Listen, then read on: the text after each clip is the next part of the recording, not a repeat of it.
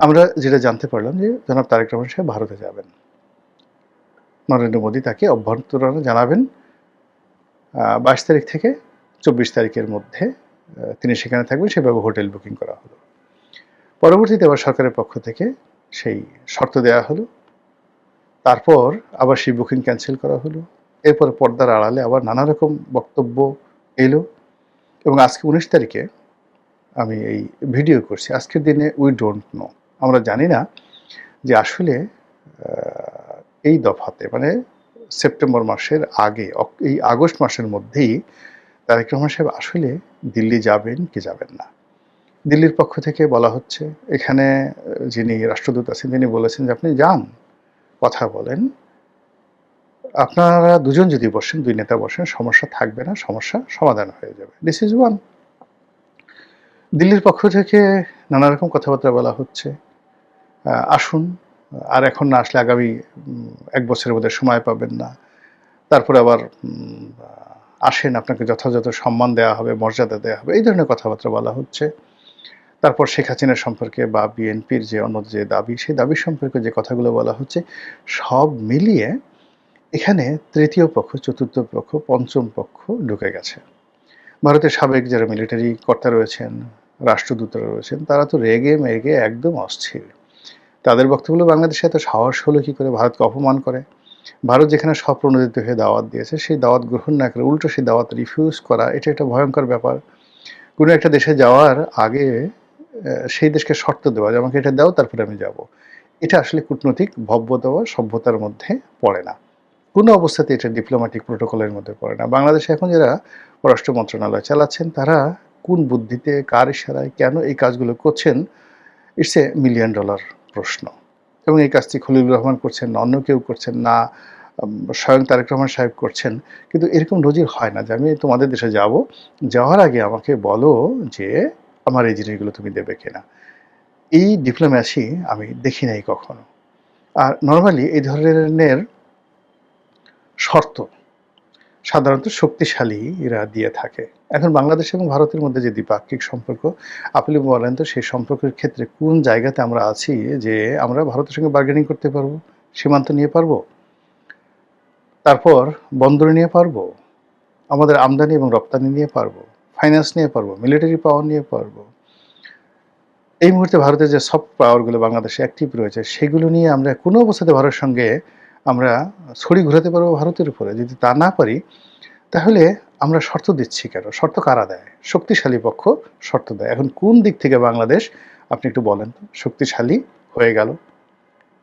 ফলে এই যে কাজগুলো হচ্ছে, এই কাজগুলো হচ্ছে, এর দ্বারা কেবলমাত্র যে বিএনপি ক্ষতিগ্রস্ত হবে বা বিএনপি লাভবান হবে, নট লাইক দ্যাট। এর দ্বারা আমরা সবাই ১৮ কোটি মানুষ কিন্তু মারাত্মকভাবে ক্ষতিগ্রস্ত হব। শুনতে খুব ভালো শোনায়, ভীষণ রকম ভালো শোনায়।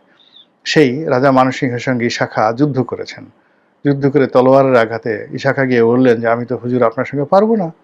আপনি ১,০০,০০০ সৈন্য নিয়ে আসছেন, আমার সাকল্যে সৈন্য আছে ১,০০০ পাঁচেক। আমি সোনারগাঁয়ের জমিদার, জঙ্গলবাড়ি, ময়মনসিংহের জঙ্গলবাড়িতে আমার কিছু জমিদারি আছে, আর আপনি সমস্ত ভারতবর্ষের ৫০ লাখ বর্গ কিলোমিটারের অধিকর্তা এবং সেই অধিকর্তার সম্রাট আকবরের প্রধান সেনাপতি রাজা মানসিংহ। আপনি আসছেন, আপনার সঙ্গে পারবো না। তবে আমি যেহেতু রাজপুত হিন্দু মানুষ, আগে ছিল মুসলমান হয়েছি, আমার বীরের রক্ত, আমি মরে যেতে চাই, আপনার সঙ্গে আমি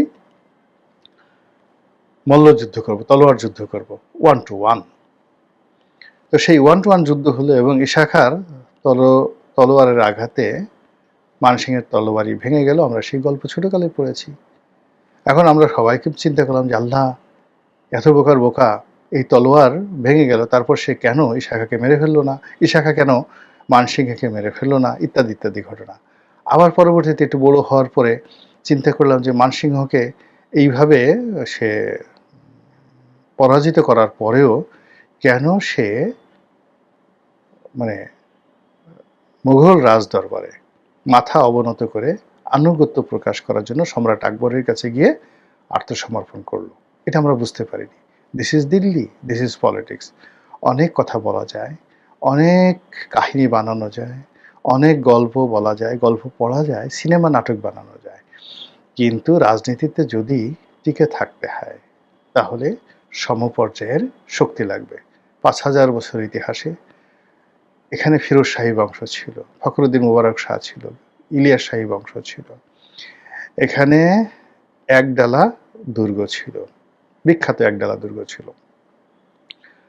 তো এই বাংলায় বসে গিয়াসউদ্দিন বলবনের সাথে যুদ্ধ করা হয়েছে।